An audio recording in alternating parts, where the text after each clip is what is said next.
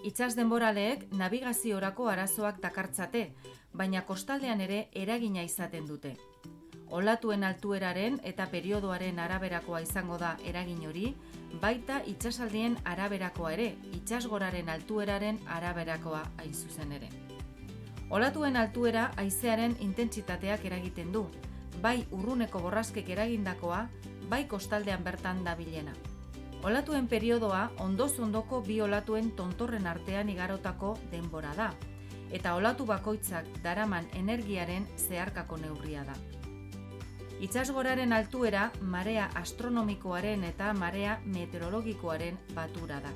Ilargiaren eta eguzkiaren posizioek zehazten dute marea astronomikoa, eta marea meteorologikoa batez ere presioaren ondorioz ematen da.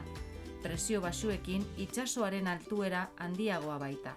Inpaktu handieneko egoerak itsas denborale bat marea biziekin bat datorrenean gertatzen dira.